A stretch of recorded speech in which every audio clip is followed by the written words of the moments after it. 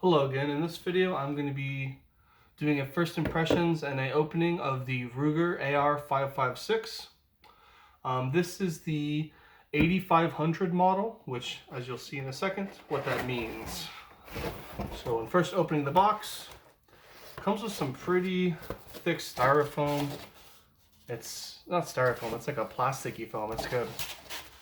And your user manual. It also comes with a few stickers and like an ad for the NRA and stuff.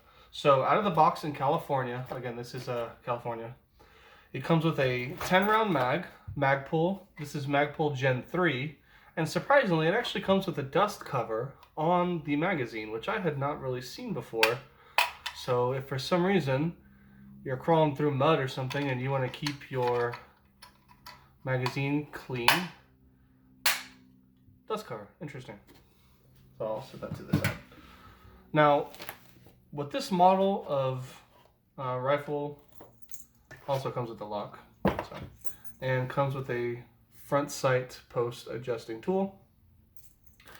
Now, with the 8500 model, it does not have a free floating handguard.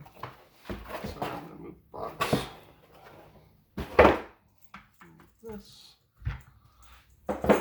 It does not come with a free floating handguard. It has the classic A2 style handguard.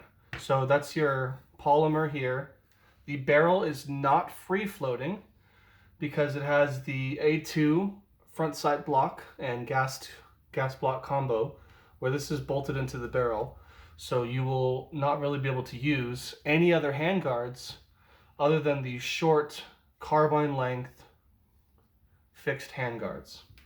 So out of the box, this comes with an adjustable stock, comes with a Ruger grip, pistol grip. It's pretty nice. Texturing on it, very little texturing on it. There's not much really at all. It has some indent lines here on the front and some weird grip on the front. It's not too grippy, but it's nice and firm. It's got a pretty strong angle, as you can see. It's nice. It does the job. And it comes with your standard A2 style flash hider. This isn't your normal A2 flash hider. It's Ruger's proprietary A2 flash hider, but the threads are still the same as any other. Forward assist on the rifle, a interestingly rounded case deflector, and of course your dust cover on the bolt. So I have taken this out of the box once before, and some of the things I noticed immediately when using this rifle, the recoil spring is extremely strong, whereas trying to pull this back, the charging handle, it is brutally difficult to do. Where other people, maybe some weaker people or maybe some smaller framed women, they may have trouble with this. And even me, I sometimes have to put the stock into a table and like pull it down just to get it through to chamber around.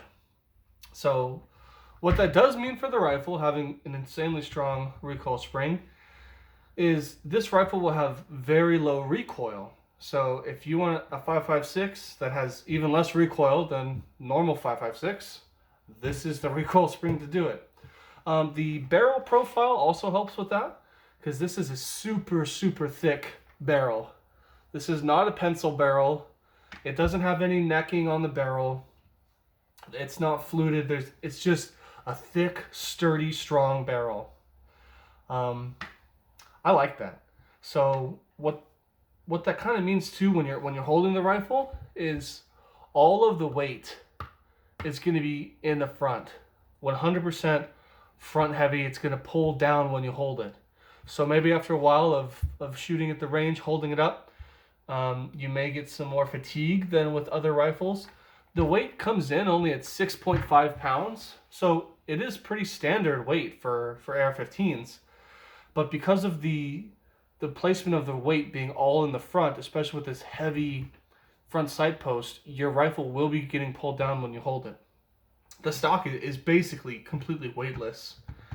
And the receiver is your standard anodized aluminum top. It comes with some Picatinny on the front. There's no Picatinny anywhere else on the rifle except for the top of the receiver. Now this particular model comes with some flip-up sights. They look like your Magpul sights, but they are actually Ruger proprietary sights. The rear sight is adjustable for windage, and of course your front sight post is adjustable for elevation. So it's got the nice things for the sights. You can't use flip-up sights on the front, so no matter what type of modification you're going to do for this rifle, the front sight will always be exactly this. So that's up to you if you like it. Gas length, carbine gas length barrel, 16-inch barrel.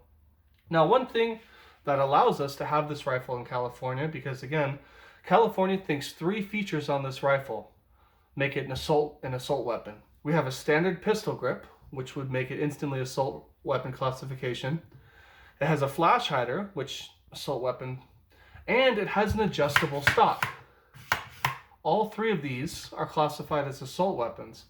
Now how we get, not around that, but how you can make your weapon not an assault weapon is by having some type of mechanism that locks the magazine, and you can't reload using the magazine release. Now I'll demonstrate that with the 10-round mag that they supply. I'll remove this ridiculous dust cover. So if I'm going to insert the magazine, it's in, the button won't work. You cannot reload this rifle by pushing that button. It doesn't go anywhere, and the magazine is totally locked in the chamber. So what modifications we have on this AR15 to make it California legal with these features is the Juggernaut Tactical Hellfighter pin kit. So here it has a pin where you can open and close it on this side. It even has labels. But on the other side, where the safety selector is, it has a very large pin that sticks out. So to reload your weapon, you actually have to push this pin in, and it will separate the lower receiver from the upper receiver. Now I'll demonstrate. Push the pin. It doesn't fully swing open like a lot of other things. For these features, the upper receiver will completely swing down. For this one, it just gets a very small break. You may have a hard time seeing it in the video actually. It barely separates, but because it's separated, that counts as disassembling the weapon. It cannot fire when it is like this. The weapon is no longer a semi-automatic rifle when it's separated. So once you push that button, then the magazine release will work, as you can see. Now to get it back together, you don't have to push any buttons. You simply push up on the front of the rifle. So up here, you're going to push this up and reconnect the lower receiver to the upper receiver, like that. So when you're shooting, you can reload the magazine anytime you want. The receiver doesn't have to be separated. So let's say you're shooting and you want to reload. You use your thumb, push this button, pops it, push that, ejects the magazine, get a new magazine, load the new magazine in, and lock the rifle back together with a little jolt of energy. One more time, push the button, separate, eject the magazine, get a new magazine, and with a little bit of force, lock the rifle back together, and it's able to shoot. So reloading isn't too bad. The real issue with this Juggernaut Tactical compliance kit is when you're going to disassemble the rifle. Now I will say, we tried to disassemble the rifle the very first time we took it out of the box, and it was an absolute pain in the ass. This pin was not rotating. So like any other disassembly thing, you'd have to unscrew this and push the pins out. In a normal pin, you simply push the pin and the upper receiver completely disconnects. This you have to unscrew, push the pin forward, and then you have to do some little half rotation in and then pull it out.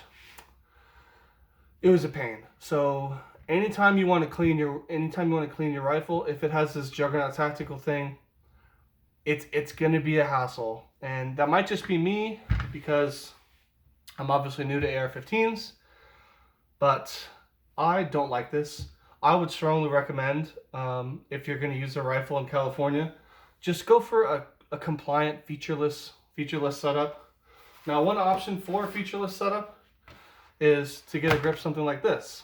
So here is a Sparrow Dynamics grip, and you can see how it would attach to the rifle on the package itself. So if you had a grip like this, you remove the flash hider, you pin the stock or get any type of fixed stock, and then you can remove this button. So you can have a featureless rifle. This is a featured rifle, and any featured rifle, if you want to have your stock, your normal pistol grip, a flash hider, or a vertical foregrip, you're going to have some type of mechanism that separates the upper and lower receiver in order to reload. They have a few options out there. There's the Kingpin system, the Juggernaut Tactical Hellfighter. There's a mag lock where it has a locking thing on the button. So yeah, that's that. We haven't shot the weapon yet. We're probably going to go maybe in a week or two. It is sighted from the factory. Ruger says they sighted out to 100 yards. So I expect it to get, you know, at least 1 or 2 MOA out of the box at 100 yards. We'll see how well Ruger can zero their rifles. But overall, it's a good rifle. At MSRP is at $800, but, you know, good luck trying to find this rifle at $800. This rifle was purchased from a local gun store for $950. And some of that extra pricing does come from the Juggernaut Tactical kit. You can get this kit by itself for $60. So maybe add 60 onto that. So I'd say MSRP should be around $900 for this if you include labor to put in the pin. But yeah, so it's a good rifle for $1,000. You get the Ruger quality. Ruger is a good brand. It's not super high end. It's not entry level. It's not a PSA. It's not an Anderson. It's not a Delton. It is a middle of the ground quality AR.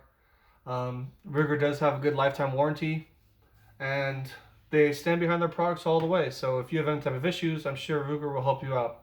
One other thing some people really care about, the castle nut here is not staked. It is not staked. So if you have issues with that, you might have to stake it yourself or go to a gunsmith to have it staked. If you don't care and it doesn't matter to you and you want to change the stock out really easily and you want to do a whole lot of modifications, since it's not staked, that will be a little bit easier for you to do. So yeah, maybe one other thing, these handguards they come with, they are glass-filled polymer, your standard, you know, heat-resistant stuff. There is not a heat shield inside this handguard. So if you are doing a lot of rapid fire, your handguard's going to heat up pretty quickly. One other thing for California, since this is a featured rifle, and we even have the maglock system in here where you have to separate the receiver, you are still never ever allowed to use 30 round mags. So if you have some Freedom Week mags, if you have mags, anything that's over 10 rounds, even if you own it legally, you are not allowed to use anything more than 10 rounds in a featured rifle. So keep that in mind. You don't want to get your guns taken away and thrown in jail for 10 years for some unconstitutional laws that they might be enforcing. So there you go, my box opening, first impressions of the AR-15 from Ruger, the 556. Again, this is the model 8500. It comes nice and oiled up. I mean, it should be ready to shoot out of the box, but make sure you clean your rifles, guys, and make sure you clean all of your firearms before you shoot them, because you never know if there's any you know, metal filings or metal junk in the barrel. You never know if something is got some junk in there. So please clean your rifles before you shoot them for the first time. And yeah, that's it. So look forward to seeing some more videos for this rifle in the future, and I'll let you know when I get some more first impressions once we head out to the range with it. All right, see you guys later.